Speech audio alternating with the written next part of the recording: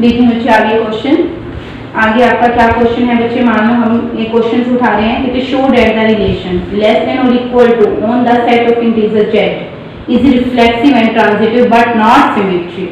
Less than और equal to on the set of integer z, तो हमने बच्चे z से लेने हैं एलिमेंट्स, r के अंदर हमें वो पेयर लेने हैं a b।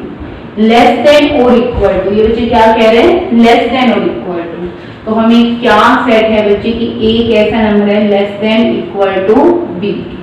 लेस देन भी हो सकता है, उससे इक्वल भी हो सकता है, ठीक है बच्चे। और ए और बी दोनों जेड से आपके बिलोंग कर रहे हैं। जब इक्वलिटी होल्ड कर ही गई बच्चे, तो ये रिफ्लेक्सिव तो हो ही सकता है, फिर नहीं हो सकता, हो सकता है बच्चे। हम लेट कोई भी एलिमेंट से जेड से उठाते हैं तो इक्वलिटी भी तो होल्ड कर रही है, यहाँ होल्ड करिए तो इसका तो ए किसमें है, आर के अंदर है बच्चे। आर के अंदर है तो आर कैसा होगा, इज रिफ्लेक्सिव हुआ, रिफ्लेक्सिव हो गया। क्लियर बच्चे। अब सेकंड पार्ट में देखना ध्यान से बच्चे। अब हम मान के चलते हैं कि एक पेयर आपका आर से है, क्योंकि हमें सिमेट्री के लिए आर से एक पेयर लेकर चलना होता है, उसका अपोजिट भी आर में दिखाना होता है। ए भी हमने आर से लिया बच्चे, अगर ए भी आर में है तो A less than equal to B है, या इक्वल होगा या लेस होगा, तो बट तो जरूरी तो नहीं है कि बी भी लेस देन और इक्वल ए के हो, ठीक है। अगर ए लेस देन ले लेते हैं बी से तो कोई जरूरी है कि बी लेस होगा, नहीं, कोई जरूरी नहीं। एग्जांपल दे दो कोई भी, मान लो 1 4 है, 1 4 आर में बिलोंग करे बच्चे, ठीक है। 1 4 आर में क्यों, क्योंकि 1 क्या है, लेस देन है 4 से। बट अगर आप 4 1 उठाएं, 4 1 तो आर में नहीं आएगा, क्यों, क्योंकि 4 छोटा थोड़ी होता है 1 से, नहीं होता ना बच्चे। तो क्या कहेंगे, ए भी आर में है but BA does not belongs to R, तो ये आपका आर में होना जरूरी नहीं जरूरी, तो आर क्या है, नॉट सिमेट्रिक, नॉट, क्योंकि एक भी आपको एग्जांपल मिल जाए बच्चे इनफ है नॉट प्रूव करने के लिए, ठीक है। Third point, let AB belongs to R and BC belongs to R, हम ये लेकर चलते हैं बच्चे। A भी R में, इसका मीनिंग क्या है, A less than equal to B, इसका मीनिंग क्या है, B less than equal to C। बच्चे A B से छोटा, B C से छोटा, तो हमेशा क्या रहेगा, A less than equal to C, condition true होगी। कोई भी एग्जांपल लेकर देख लो बच्चे, ठीक है। तो R कैसा होगा, R इज ट्रांजिटिव, तो हमारा ये रिलेशन बच्चे रिफ्लेक्सिव भी है, ट्रांजिटिव भी है, but not symmetric. Question clear है, समझ आए बच्चे सबको कैसे करने हैं आपको ये क्वेश्चन, ठीक है। नेक्स्ट क्वेश्चन देखिए क्या कहता है इसका बच्चे। 9th क्वेश्चन बहुत इंटरेस्टिंग क्वेश्चन है, खुद को सोचना, अपने आप लिख पाएंगे बच्चे क्वेश्चंस को। Determine whether each of the following relation are reflexive, symmetric and transitive.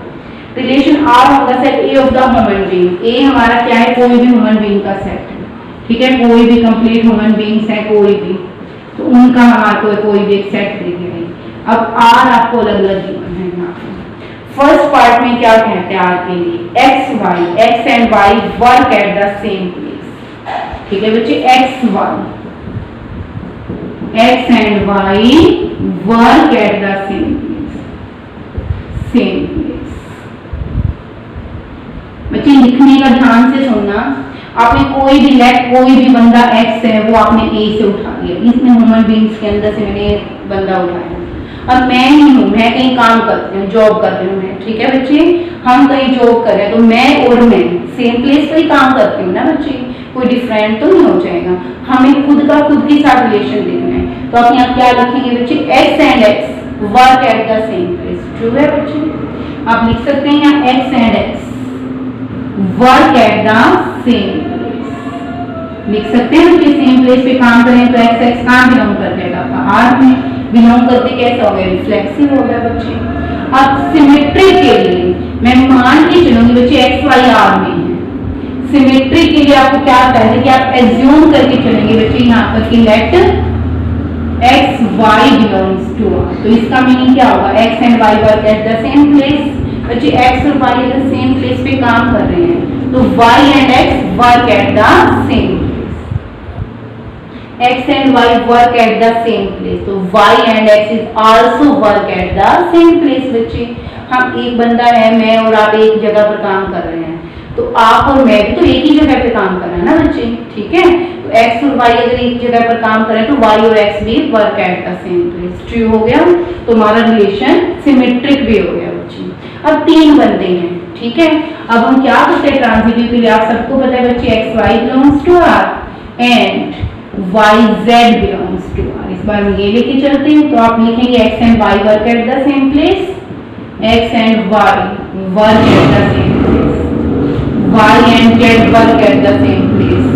Then, ठीक है बच्चे, then x and z work at the same place. X और वाई सेम प्लेस पे काम करते हैं, वाई और जेड सेम प्लेस पे काम करते हैं, तो एक्स जेड भी सेम प्लेस पे काम करें तो it implies that x Z भी आर में बिलोंग कर गया बिलोंग बच्चे।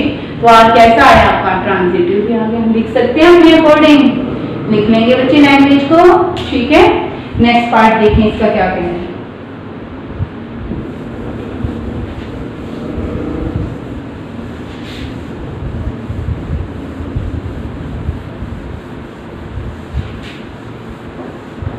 इसी का बच्चे नेक्स्ट पार्ट है आपका, कहते कि x and y live on the same locality. Same, बिल्कुल सेम क्वेश्चन है, वर्क या रहना, ठीक है बच्चे, लिख देंगे बिल्कुल सेम वर्डिंग पर। नेक्स्ट पार्ट, हाँ नेक्स्ट पार्ट देखें बच्चे, r is equal to x y, r equal to x y such that x is exactly, ये दे रखा है ना, exactly 7 centimetre taller than y, taller than y। ध्यान से सुनना बच्चे, ये क्वेश्चन है, ठीक है। यहां पर आ जाए, x y x is exactly 7 centimetre than y। अब मैं a y आपका कोई भी ह्यूमन बीइंग्स है बच्चे, ठीक है, ह्यूमन बीइंग का सेट है। तो हमने मान लो कोई बंदा लेट x a सेट से उठा, अब कोई भी है क्या खुद से 7 सेंटीमीटर लंबा हो जाएगा? मैं कह सकती हूँ कि मैं खुद से 7 सेंटीमीटर लंबी हूँ? नहीं बच्चे, ठीक है। क्या x is exactly 7 centimetre than x? No, नहीं होगा बच्चे। तो ये तो कंडीशन ट्रू ही नहीं है। x ए में बिलोंग करे but x does not belongs to, तो नॉट रिफ्लेक्सिव हो गया बच्चे आपका रिलेशन, ठीक है। कैसा है? Not reflexive. अब बच्चे सेकंड पार्ट की बात करें, लेट एक्स वाई मान लो आर से बिलोंग करे। अब मैं कहती हूँ एक्स वाई आर से बिलोंग करे, इसका मीनिंग क्या है बच्चे? क्योंकि आर में तो वही बंदा जाएगा कि x is exactly 7 centimetre taller होगा किससे? देन वाई से, ठीक है। वो जो 7 सेंटीमीटर लंबा है, अगर एक्स वाई से 7 सेंटीमीटर लंबा है, क्या वाई एक्स से 7 सेंटीमीटर लंबा होगा? वाई तो छोटा होगा ना बच्चे, तो वाई को थोड़ी कह सकते हैं। तो but y is not exactly taller than y, तो yx does not belongs to r। इसका मीनिंग समझ रहे हैं ना बच्चे? x y r में बिलोंग किया, तो x y से 7 सेंटीमीटर लंबा है, क्या y x से बच्चे 7 सेंटीमीटर लंबा हो जाएगा? नहीं, तो yx does not belongs to r, ठीक है बच्चे। नॉट सिमेट्रिक हो गया ये पार्ट भी बच्चे। ट्रांजिटिव की बात कर रहे हैं। ट्रांजिटिव में मान के चलती हूँ एक्स वाई आर में बिलोंग कर रहा है एंड वाई जेड आर में बिलोंग कर रहा है। इसका मीनिंग क्या है बच्चे? एक्स वाई से 7 सेंटीमीटर लंबा, वाई जेड से 7 सेंटीमीटर लंबा। क्या एक्स जेड से 7 सेंटीमीटर लंबा हो जाएगा? एक्स तो जेड से 14 सेंटीमीटर छोटा हो जाएगा, 14 सेंटीमीटर सॉरी बड़ा होगा। एक्स वाई से 7 सेंटीमीटर लंबा, एक्स लंबा है, यहाँ वाई लंबा हुआ जेड से, तो एक्स तो जेड से कितना लंबा होगा? 14 सेंटीमीटर, 7 तो नहीं होगा। तो इसलिए बच्चे आप क्या कहेंगे? X z does not belongs to. समझ गए बच्चे? तो नॉट ट्रांजिटिव का केस क्लियर है, ठीक है। नेक्स्ट पार्ट में x is wife of y. R set के अंदर एक्स वाई है, x is wife of y, wife of y. बच्चे क्या खुद की वाइफ है? X is a wife of x, गलत है, तो नॉट रिफ्लेक्सिव। एक्स अगर वाई की वाइफ है, क्या वाई एक्स की वाइफ हो जाएगी? तो सिमेट्रिक होगा बच्चे, तो नॉट ए सिमेट्रिक। तो ना ये रिफ्लेक्सिव ना सिमेट्रिक, क्योंकि एक्स वाई अगर आर में बिलोंग कर रहे हैं। X is a wife of y but y is not a wife of x, तो ये ना अपोजिट थोड़ी ट्रू होगा, तो ये नॉट सिमेट्रिक। अब x y की वाइफ है, y z की वाइफ है, क्या x z की वाइफ हो जाएगी? ये भी कोई ट्रू नहीं है, तो ना रिफ्लेक्सिव, ना सिमेट्रिक, ना ट्रांजिटिव। तो ये हुए बच्चे सभी पार्ट्स, ठीक है। क्वेश्चन देखें आगे क्या कहना है। Check whether the relation R is defined in the set. बच्चे आपको कोई भी चीज नॉट ट्रू दिख रही है, आपको उसे क्या करना है, कोई एक एग्जांपल देना है और एग्जांपल देकर प्रूव करके दिखाना है कि आपका सिमेट्रिक नहीं है या ट्रांजिटिव नहीं है, ठीक है बच्चे। आपको ओनली एग्जांपल्स को उठाना है क्वेश्चंस में, और जो चीज ट्रू है उसे डायरेक्ट बता देना, और जो अनट्रू है उसके लिए आपको एक एग्जांपल दे देंगे।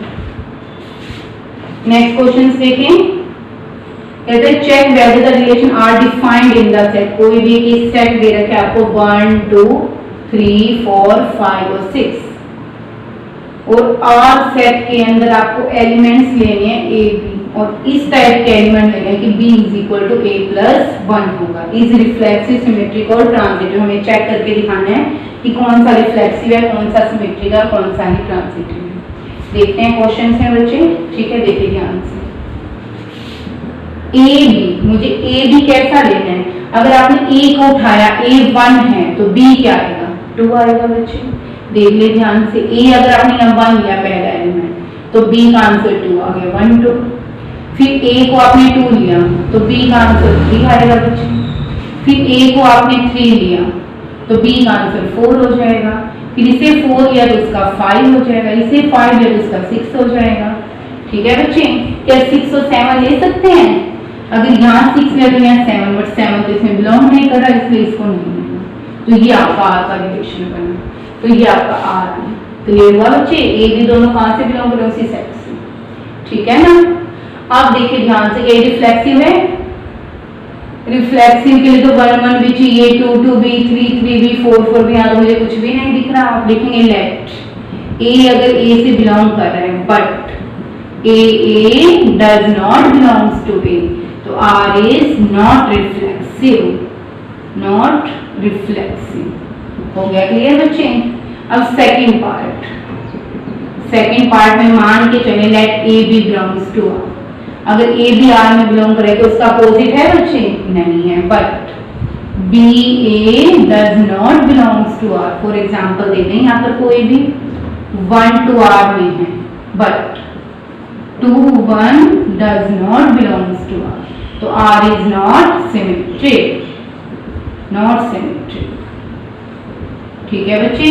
Third part, let A B belongs to R and BC belongs to R, but AC does not belongs to R। देखो एग्जाम्पल, ले लो एग्जाम्पल कोई भी।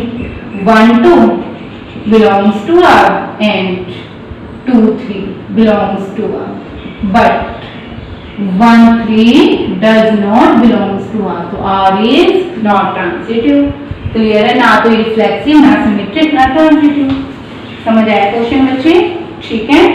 तो ये क्वेश्चन हुआ आपका। देखिए इसे एक बार यहाँ तक ध्यान से बच्चे, फिर आगे करते हैं, देखते ध्यान से।